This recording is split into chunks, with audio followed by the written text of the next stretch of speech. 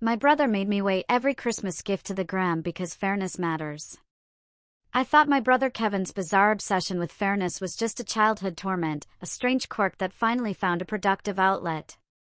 But then the call came, and I learned the horrific truth: that same meticulous nature was the very thing that allowed them to uncover his detailed spreadsheets, tracking which child he planned to target next. You know, from the moment I could walk, my older brother, Kevin, was absolutely obsessed with precise equality. But it was Christmas morning when I was 8 that things truly escalated, and looking back, it should have been our first terrifying warning sign. Kevin stood by our tree, a determined, almost maniacal look in his eyes, clutching Mom's kitchen scale. He demanded that every single gift be weighed before we could open anything. He had this little notebook, meticulously recording the exact weight of each present, down to the decimal point. His goal? To make sure his pile matched mine within 5 grams. If there was even the slightest discrepancy, he'd erupt into a screaming fit until Mom, exhausted, redistributed gifts to perfectly balance the scales. That first Christmas, he made me sit on the couch for 3 agonizing hours while he calculated and recalculated. He'd even unwrap corner edges to peek inside, estimating contents, then rewrap them with surgical precision using clear tape and a ruler. When my pile weighed 2.3 grams more, he insisted Mom take away my smallest gift until it was perfect. Mom just nervously laughed, saying he was just being thorough, but I saw the sheer weariness in her eyes as she complied with his increasingly bizarre demands. Within weeks, his obsession exploded beyond Christmas. He started timing our conversations with Dad using a stopwatch app, constantly interrupting family discussions to announce when I'd exceeded my allocated speaking time. Kevin created elaborate spreadsheets, tracking every privilege, every dollar spent on us, every single minute of attention we received from our parents. His bedroom started looking like a corporate accounting office, filled with filing cabinets bursting with documentation proving the exact distribution of parental resources over years. By age 10, he'd installed a security camera in our shared hallway, without telling anyone, claiming he needed to document unfair treatment. He'd review footage nightly, timing how long Mom spent in my room versus his during bedtime routines. If I got 30 seconds more of tucking in, he'd wake Mom up at midnight, demanding equal time for himself.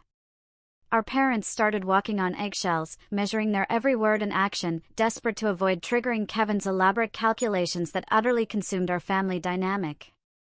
As he entered middle school, his system grew even more sophisticated, with color-coded charts and complex mathematical formulas to calculate fairness ratios. He weighed our dinner portions on that same Christmas kitchen scale, demanding precise measurements of meat, vegetables, and starches. He even started billing our parents for discrepancies, creating invoices for attention debt and privilege imbalances that he'd slide under their bedroom door every morning. When I started playing basketball at 13, Kevin's demands reached a new level. He insisted on an equal investment in his activities. Even though he had zero interest in sports, he invented fake hobbies that required expensive equipment just to match what Mom and Dad spent on my team fees and gear. He bought a professional art set he never touched, signed up for music lessons he never practiced, and got camping equipment for wilderness trips he never took. Everything was weighed, measured, and documented in his ever-expanding files of family financial data. The absolute breaking point was my 15th birthday party. Kevin actually showed up with his scale and notebook. He stood at our front door, demanding to weigh every single gift I received from friends and family. He checked each present against his calculations, announcing to my bewildered guests that gift-giving required mathematical precision to be truly fair to all parties involved. My friends were so uncomfortable, watching him weigh their gifts and listening to his fairness philosophy. All they wanted was cake and games. That night, after everyone finally left, Kevin cornered me in my bedroom. He had a thick folder of printed documents he'd been preparing for months. He had tracked every single advantage he believed I'd ever received, calculating compound interest on attention debt, and demanding immediate payment in privileges and parental time. He showed me spreadsheets going back years with columns for gifts, meals, conversations, hugs, even eye contact from our parents. According to his calculations, I owed him over 200 hours of exclusive parental attention, plus monetary compensation for gift discrepancies dating back to childhood. Our parents finally agreed to family therapy after Kevin's teacher called, concerned about his classroom behavior. He'd been timing how long teachers spent answering other students' questions, demanding equal response time for his own, regardless of relevance. He brought his documentation to every therapy session, presenting evidence of unfair treatment while our therapist, Dr. Patricia Mills, looked increasingly concerned. During our third appointment, she started asking Kevin private questions about his need for control, probing deeper. After observing his patterns for weeks, Dr. Mills recommended individual therapy for him, privately explaining to our parents that his obsession with measurement and control showed signs of developing into something far more serious than just sibling rivalry. But Kevin refused, claiming Dr. Mills was biased against him, influenced by our unreasonable complaints. When Kevin graduated high school, he surprised everyone by choosing a college 3 hours away, claiming he needed space from family dynamics that had stunted his emotional growth. For the first time in years, I felt an immense sense of relief. I could finally have conversations with Mom and Dad without someone timing them or weighing my dinner. Our house felt lighter without his constant surveillance. Though, we all still walked carefully around topics that might trigger him. College seemed to help at first. He called less frequently, stopped sending weekly reports demanding equal parental investment. When he visited during holidays, he appeared more relaxed, though I'd still notice him jotting down observations in a small notebook. He'd gotten better at hiding it, but his documentation habits clearly hadn't disappeared, despite the distance and therapy. He majored in accounting, which surprised absolutely no one. He graduated with honors and got hired by a local firm specializing in nonprofit auditing. Our parents were so proud, believing Kevin had finally channeled his need for precision into something professionally productive, rather than destructively personal. After college, Kevin moved back to town, getting his own apartment. He seemed to be building a normal adult life, dating occasionally, making friends at work, even joining a bowling league. He still came to family dinners, but his old behaviors were far more subtle. He'd notice discrepancies, but just make mental notes instead of demanding immediate corrections with scales and timers. Within 2 years, Kevin was promoted to senior auditor, praised for his thoroughness. He started specializing in audits for organizations working with children, schools, youth programs, community centers. He told us he loved the work, saying it allowed him to ensure resources were distributed fairly to kids who deserved equal opportunities. When I got married at 25, Kevin even offered to help with wedding planning, claiming his organizational skills would be useful. He created elaborate spreadsheets for everything, from seating arrangements to gift tracking, but his approach actually seemed helpful this time. Kevin had learned to present his documentation as professional competence, making it socially acceptable, even valuable. He then volunteered to coach youth basketball at the community center he'd audited. He said working with kids was rewarding, and his fairness principles could ensure every player got equal opportunities. Parents loved his systematic approach to playing time and skill development, praising him for treating their children with a mathematical equality other coaches often failed to provide. During his first year, he implemented detailed tracking systems for each player's progress, documenting strengths, weaknesses, and development areas with scientific precision. He created individual improvement plans, scheduling one-on-one sessions to ensure equal attention. Parents were genuinely impressed. His methods attracted attention. He was invited to speak at coaching clinics about equitable player development. He presented his systems as innovative approaches to youth sports, demonstrating how careful measurement could eliminate favoritism. It seemed Kevin had finally found his calling, combining his obsessive tendencies with genuinely helpful community service. Our family dynamics had improved dramatically. His record-keeping seemed like a quirky personality trait rather than a destructive compulsion. He had, seemingly, transformed his need for control into professional success and community involvement. Kevin started dating Jennifer, a teacher at an elementary school he'd audited. She seemed happy with him, appreciating his organized approach.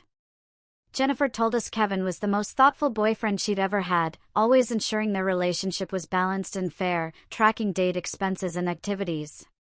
When they got engaged, our parents were thrilled. Jennifer embraced his systematic approach to wedding planning, and their wedding was perfectly organized, with Kevin ensuring both families were treated with mathematical equality. After their marriage, Kevin continued coaching, and Jennifer taught 4th grade. They seemed like the perfect couple, dedicated to children and sharing Kevin's commitment to fairness and organization. He expanded his volunteer coaching to summer camps and after-school programs, gaining respect. They bought a house and talked about starting a family. Kevin said he looked forward to applying his fairness principles to parenting, ensuring their children would be raised with consistent rules and equal treatment. Jennifer was excited about having children with such a methodical and dedicated father. Then, last month, I got a call from Detective Sarah Walsh, asking me to come to the police station to discuss my brother. My stomach dropped immediately. I knew that tone. Something terrible had happened. But I couldn't imagine what Kevin could have done. He had his life together, a successful career, volunteer work with kids, a steady marriage with Jennifer. Detective Walsh led me into a small interview room. She explained that Kevin had been arrested following an investigation into inappropriate contact with minors at the community center. She said they'd found extensive documentation at his apartment showing a disturbing pattern of behavior. The detective asked what I knew about Kevin's history with record-keeping and obsessive documentation. When she opened Kevin's confiscated laptop on the table between us, my blood ran absolutely cold. There, on the screen, were spreadsheets. So familiar. So terrifyingly Kevin. He had created detailed tracking documents for every child he'd coached over the past 3 years. Notes on their physical development, emotional vulnerabilities, family situations, opportunities for private contact. Each kid had a file, photos, personal information, and what looked like a systematic plan for building trust and accessing them without detection. The detective scrolled through his files, showing me a column titled Selection Criteria, where he'd rated children based on factors like family stability, likelihood to report inappropriate contact, and physical attributes. Another spreadsheet tracked his interactions with each child, documenting when he'd gained their trust, isolated them from other kids, and gradually escalated inappropriate touching during coaching sessions and private training meetings. Kevin had applied his lifelong obsession with documentation and control to predatory behavior, using his systematic approach to target vulnerable children while maintaining meticulous records of his crimes. Detective Walsh explained that his meticulous record-keeping had actually made the investigation easier. He documented everything, including which children he planned to target next based on his calculated assessment of risk and opportunity.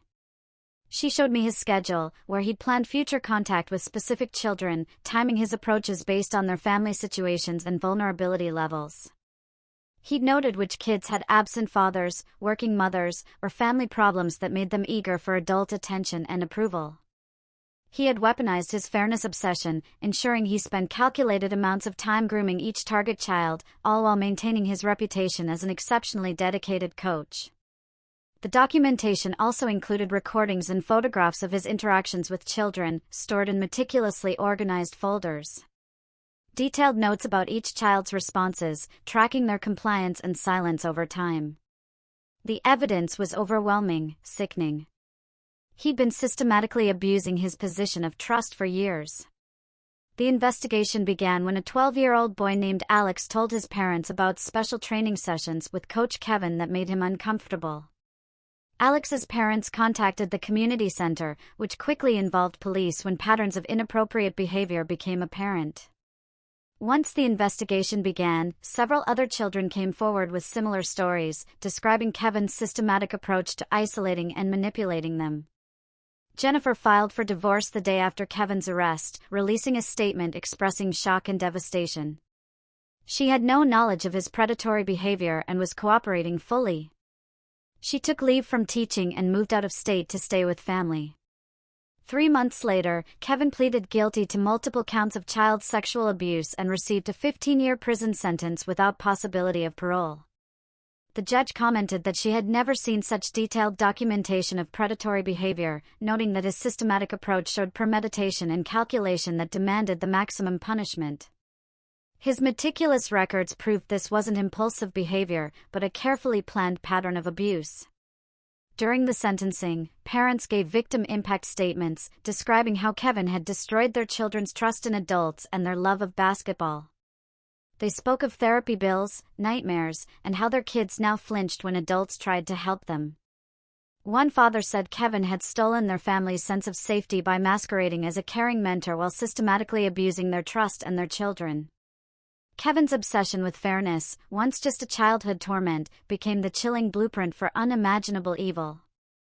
It wasn't just about controlling me, it was always about control, about power, and about using meticulously recorded data to prey on the innocent. And now, that same sickening meticulousness is what put him behind bars, leaving behind a trail of shattered lives and the sickening realization that the monster was always hiding in plain sight, calculating.